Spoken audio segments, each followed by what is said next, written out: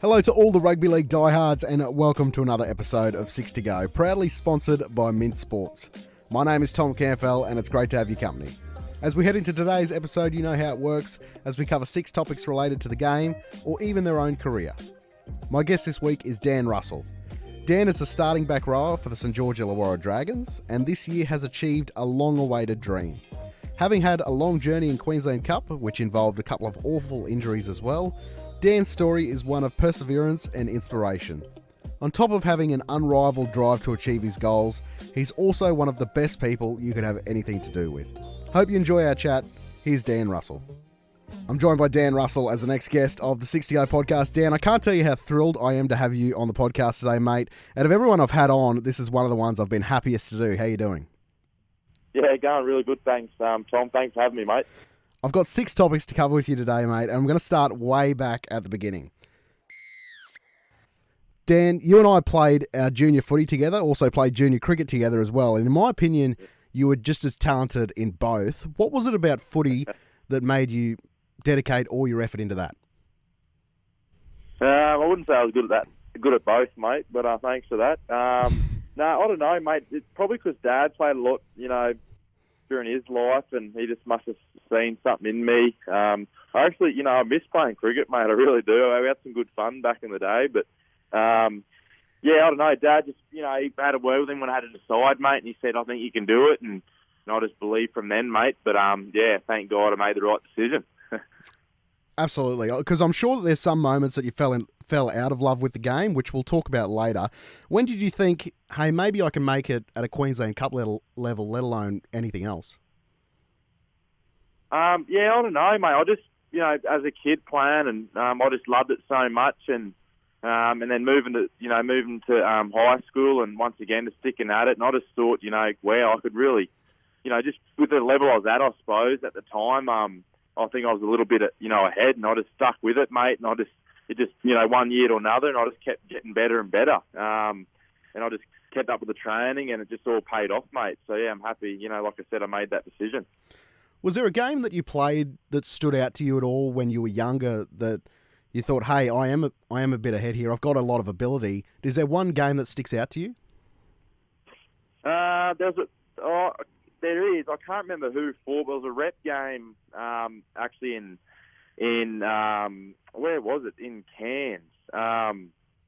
We were playing some rep game, and I don't know. It might have been one of those days. I don't know what it was, but I just felt like, wow, like if I can do that and keep doing that each week, I could go somewhere with it, mate. But I can't remember where. I'll have to look back. But yeah, I do remember, but I just can't remember where. Dan, how did the opportunity in Q Cup come about for you? It was after 20s. Josh Hannay was the coach at South Logan, and I was going back there from 20s, just obviously didn't get picked up by the Broncos at the stage, and Josh Hannay reached out, mate, I took that opportunity with South Logan, and I was there for a few seasons, and I learned a lot off Josh at the time. You've worked with a lot of great coaches, and you just mentioned one of them there in Josh Hannay. I wrote an article on you a few weeks ago for the paper, and I reached out to him for comment because I know that he coached you a while ago. And this is what he responded with. I've had the pleasure of coaching Dan over the years at my time in both South Logan and the North Queensland Cowboys. There's not a player I've enjoyed working with more, and a better young man you won't find. I couldn't be happier for Dan and his family. He's a wonderful lesson in perseverance. He's faced many obstacles in his journey to this moment, and I'll be as proud as anyone to watch him fulfill his dream of playing in the NRL. That was a few weeks ago. Dan, how does that make you feel? Yeah, that's huge, mate. Like what he's been through and what Josh has achieved as a player and as a coach. Like that's words can't describe, mate. That's huge. And I've got a good relation with Josh, and he's a great man. And I can say, mate, he's part of the reason why I've achieved my dream. That's huge. I'm speechless, mate. But yeah, it's great to hear, and he's a great bloke, and yeah, I really appreciate those words. Can you see him being a full-time NRL coach pretty soon? Oh, definitely, mate. I saw it years ago, and you know, like what he's done with Queensland and the Cowboys, mate, and now at Cronulla, he's just waiting to happen, really. I don't know what he's doing, but no, he's a great coach, and I could see him coaching now. Like, he's got the ability to do that, and like I was under him for a couple of seasons there at Q Cup and in the NRL level, mate, and he fits right in, and he wouldn't have any drama at doing that job. Also, whilst up at the Cowboys, Stan, you would have been coached at some stage by Paul Green. What was he like to work with, mate? Yeah, he was good, mate. Like, he took me under wing. I was only a young fella at the time, and I had a lot of growing to do and a lot of skill to learn. And yeah, he was really good. I learned a lot off him, mate. He really helped me in ways where I didn't think I could get help, mate, at that stage. And he sat me down a lot of times in his office and help me through ways I can get through and make myself better at the skill and in defence. And it's sad because, mate, I had a bit to do with him and his son. I worked a bit of teacher aide at Manly State School in Brisbane. So it's from what happened, it's terrible, mate. And I wish his family all the best. Absolutely. What's that relationship like when you're a player, when you're at your level at the Cowboys and you've got the senior coach working with you? Is it a bit of a pinch yourself moment? It is. It's huge. Like, it's a big squad, and for them to take their own time and get your side, mate, and help you on things from training, training clips, mate, it's huge, and it means a lot too. Being a few systems, mate, like having coaches do that, it gives you great confidence and belief, and it's a massive thing at that level. I remember talking to you when you were off to go play in the Nines tournament, and talking about Jason Taumalolo, who at the time was just about the best player in the world. Have you come up against another player as good as he was when he was on that unbelievable run?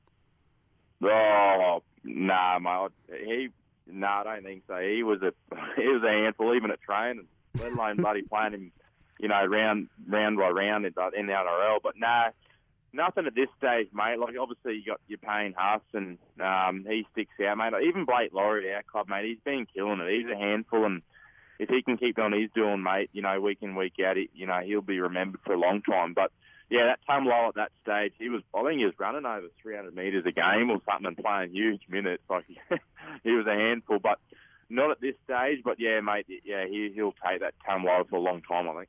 Yeah, absolutely. What was it like at the Cowboys during that time? Because he basically led them to a grand final on his own with Michael Morgan there at one stage. And, if you take that 3 or 4 years there, I thought he was on track to be an immortal.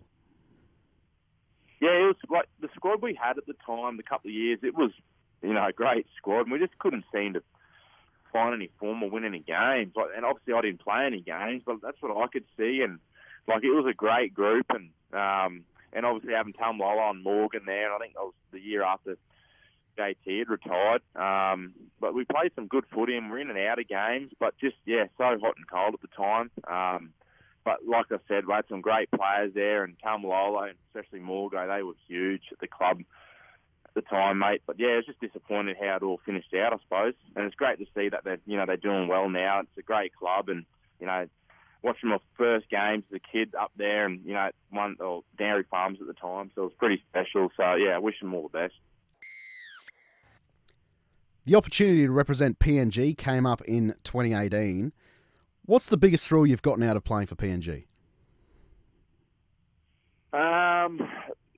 You can't go past playing at a full house in Pom. But just to realise the fans, like the country of PNG, rugby league being their main sport, just to see what it's like to experience that, it's been incredible. And that's what drives me to keep playing good footy and playing well, is just to experience that, every year, mate. It's just, words can't describe. I wish upon anyone to play a game over there, mate, just to play for the country. Your fans, you got 8 million fans behind you every time you put that jersey on. Like, that's pretty special. And obviously the players that we get, and the skill and the players you see from that comp, especially over in PNG, like, there's so much talent over there, and I just hope that it can grow. But yeah, mate, putting that jersey on is really special, and hopefully do it at the end of the season. Obviously, you've got the big guns in Australia, New Zealand, and England, and there's all this talk at the moment, and rightfully so, about Samoa and Tonga. But PNG is right there as well and really competitive against a lot of those teams. Do you feel like there's a sense of growing there at PNG? There is, mate, huge. Like in that World Cup even, like it's a young group. And like, those PNG boys, once they get in a few systems and they can get into NRL systems, more of them, mate, it'll be huge. And like I said, they're only young, so we've got a long way to go. And going so well in the World Cup is a great sign. Like, just goes to show that, like, there's so much talent there at a young age. So with experience, it's just going to get better. And like I said, we've got a few games end of the year, so we can keep building. But yeah, like I said, mate, I love playing for the country, and I hope to do it for many years. Can you see the NRL having a club there? I can, yeah, I definitely can, mate. Like I said, there's so much talent and so many players that will play for the country and making an NRL team, sorry, I should say. Yeah, I can, I really can. I don't know how that'll make it work, and they'll base them in POM or in Cairns, but yeah, I really can see it working. But I think there'll be, some work to do, but yeah, there's definitely enough talent, to produce an NRL team up there. You've gotten to play with a lot of great players playing for BNG, and one of them who you play outside of is Justin Olam. What's it like knowing when you've got one of the best players in the world at their position just to your inside? Yeah, it's huge. Like, especially, when I was playing on the edge there with him, and it's pretty hard defensively. He's either going to do one thing or not, and that's bloody trying to take someone's head off. But yeah, thank God I'm not running that in. Yeah, mate, he's there's a bit of drama's going at the moment with him not playing for Storm, and and he's a great footballer, and once he gets back in that Storm side, I think he is this weekend, mate, he won't let it go. He's a great person, he's a great footballer, one of the best I've played outside of, mate. He's solid, and just the passion, like I wish I could explain it, the passion before he runs out when we're in those sheds, it just gives everyone goosebumps. It's incredible what it means to, those PNG boys, mate. But yeah, he's a star, and he will be for a long time. Working with Shane Flanagan at that level, premiership winning coach, he's obviously heading to the Dragons next year, but what does he bring to a team? Yeah, he just knows his footy. He's so smart. He just gets the little things right, and he plays it so simple. Like, that's all he did especially that mid-year test. I was blown away at how smart he is with his footy, but how simple he does it, mate. Like, our game plan for that Fiji game was so simple, yet we did it so well, and we come out on top, having such a young team, and Fiji had a fair side. But he's going to change a lot around at the Dragons next year. It's what they need, mate. He's a great coach. He's a great person, and I know he'll be leading the ship there at Dragons, and I know everyone will be behind him, mate. And I hope I can be there and witness it, because he'll change the club around, and it's exciting times for the Dragons. I do want to touch on St George. Dan, what's it like when you're just trying to find your way and you're just trying to do your job and stay focused, but obviously there's been a lot of drama that's happened at the club this year. What's it been like for you? Yeah, it's been right. Like, I've obviously been in the heart of it, mate, all year, and it's been some hard times this year, and we don't deserve it, mate. Our last month of footy just goes to show we're in it. We've versed some top teams, and we're right in it. It's just we're doing it ourselves. They haven't been too good for us. But I just once I got my opportunity, mate, I just needed to focus on my game and improving each week as I got used to the speed and the physicality. But yeah, it was just more of a focus on my performance, and I've done that. I think all the players have done that in the last couple of months, and it's just going to show that we're capable of winning those tough games, and we've been so close with the Melbourne and in the Warriors, and we'd have been unlucky, mate. But yeah, it's been a tough year, but we can say that we've finished the year well, and we will against Newcastle this weekend. What's it like playing in a squad where the coach is under pressure? I mean, it's so hard to avoid any sort of media these days. He's under pressure. Does it make everyone more stressed? No, it doesn't, mate. It happens everyone will go through it in their career at one stage, and you just got to move on. You can't just avoid it, mate, because you don't want it to affect your footy, and like you said, the media, they're pretty hot about it at the time, but it doesn't affect the players at all. Yeah, definitely not. Ryan Carr took over, and he's, I wouldn't say a no-name, but certainly not a household name, and he might be by the end of the year. But what's Ryan been like for you guys? Mate, and he's been outstanding. He is, and a bit like that Shane Flanagan, mate, he is a smart he knows his footy, and I'm just, it's like he obviously gave him opportunity, and that's not why I'm giving him a big rap, but he's a footy head, mate, and he knows his stuff, and he will be a coach for a long time. He's great at what he does, and those results are coming off the back of him. He believes in us and the game plan, and just the way he goes into the games, the detail. It's incredible. He's a great person, and he'll be a coach for a long time. Obviously, there's been a lot of talk off the field about Ben Hunt. How have you found working with Ben? Yeah, great, mate. I get along with him really well, being on the same edge. And like I said before, mate, he just, once he puts those boots on, mate, he tries his hardest, and he does every week. And like just about the coach, mate, we don't, let it worry us or that. It doesn't bother us at all. He's dealing with that on his own, and players don't get into that. But, like I said, mate, he's a real footballer, and as you see, he has been for a long time. And just a privilege to play outside him, and it's incredible. And a couple of Central Highlands boys there on the same edge, it's pretty cool. So I've always looked up to him, as a kid, and he competes like no one else in that competition, and it's just, like I said, a privilege to play alongside him. You've obviously played with a lot of halfbacks. What makes Ben so good? Just the options he made, like the options he does in the game. They seem to always be right. It feels like he has so much time, and even in defence for my game, he's just always talking, and it makes my job so much easier. It's a funny thing to say, but it's so true. He just defensively helps me in an attack. He's just so great to play up. As long as I, run my right line or whatever, mate, I'll be through. He just does all the work for me, and he's a skillful player, and it feels like he's got so much time. And like I said, I love playing outside of him, and looking forward to again this weekend. You've been able to carve out a really great role in the team. Are you enjoying that role? I know you can play multiple positions. Yeah, I do. Back row's my favourite position. I love the edge. I love playing 80 minutes, and the first game, I'm to be honest, I'm happy to play anywhere as long as I'm playing. But I'm loving the edge at the moment. And, we've built a pretty good edge there at the moment, and playing some consistent footy. And like I said, back row's my favourite position, mate. And couldn't be happier that I've kind of kept my spot for the last 7 weeks. So it's been awesome, and just got to once again play well this weekend, and finish on a good win.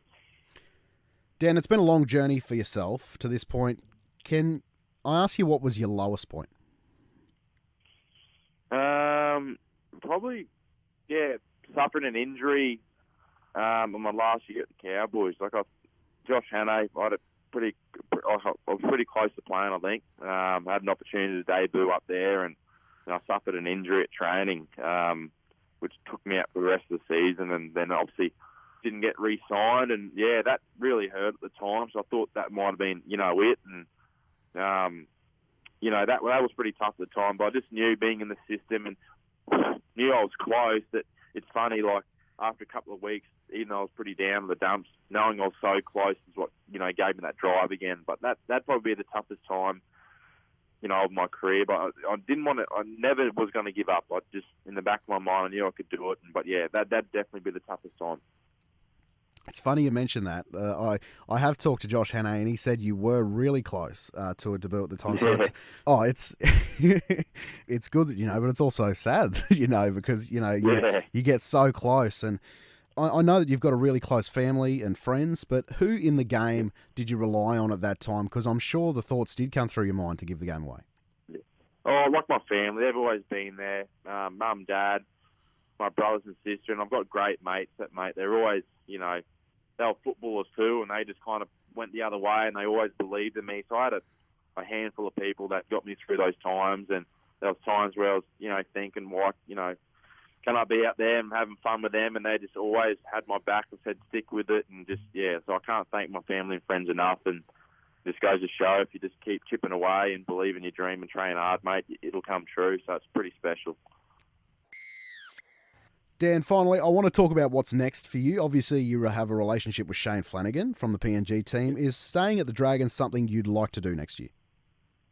Definitely. Like I said before, mate, with Flano, it's going to be a massive year next year, and I can really see good things. I've heard great things about that Dean Young that's coming as well. So I think, it's going to be, they're definitely going to turn that club around next year, and I can see great success for the Dragons in the years to come. So, mate, I wouldn't want to be anywhere else, and fingers crossed I can, stay down here for a couple more seasons. Has there been discussions between you and the club for a contract extension? There has been. We've been back and forth for a week or two now. Nothing's really been finalised yet, but they're still in the talks, and hopefully, we get something in the next couple of days. But like I said, I'm pretty confident. Just got to finish on a good game, mate. But I'll see why not. Flano got me down here, and by the chats I've had with the club, mate, I'm pretty confident. I'll be there again for next year. So I'm pretty excited about that. Dan, you've had such a unique journey. You're one of the oldest NRL debutants that there's ever been. It's quite remarkable. What's the biggest lesson you've learnt along the way? It's just to never, everyone says, but so true, mate, just to never give up. Like, you're going to go through those hurdles and debuting at such a late age where these days everyone's debuting, 18, 19. And that's fair enough. It is built to be playing footy, and just took me that bit of time, mate. But it's just to believe and never give up. Like, train hard, stick to your guns, mate, and trust the process. And if I've been in that system for so long, why can't I wait a couple more years to do it? And that was the plan, just to chip away. I knew I could achieve my dream, and being in those systems, I knew I wasn't far away, and that just kept the drive. But never to give up, train hard, and just always believe, mate. So that's what got me here. Do you think it helped you in some regards that you did have to wait? A lot of people we see, you're right, debut at 18, 19, 20, and they're out of the league in a couple of years. Yeah, I don't like. It's funny. Funny you say that, because the last, I've played 7 games now, and it just feels like I'm not playing NRL. If that's funny to say, it feels like it just fits straight in. So I've played over 100, Q Cup and New South Wales Cup games combined. So it feels like I've just fit straight in, if that makes sense. Like it just doesn't feel like I'm playing NRL at the moment. It did the first couple of weeks. The speed and the physicality, I was pretty sore. But as I'm getting used to it now, it just feels like I've just fit straight in. And I know once the season finishes, I'll just, it'll get to me, and just, I'll be able to soak it all in. But I think just from my 100 games at that level, it's been good for me, and I've just fit straight in. So I'm pretty lucky. Dan, I can't tell you how happy I am for all the success that you've had so far. I really appreciate your time coming on the podcast today. Good luck for the last game of the season this weekend, and hopefully there's a few more chapters to be written, hey? Yeah, appreciate it, Tom. Really do, mate. Good to talk to you. A big thanks to Dan for coming on the show today. It's been a long time coming, that episode, so to finally have him on was a big thrill. By the way, if you want to get in contact with me, you can on Twitter at tcanfell. My name is Tom Canfell. Thanks so much for listening. Please don't forget to rate, review, and subscribe. And until next time, this has been the 60O Podcast, proudly sponsored by Mint Sport.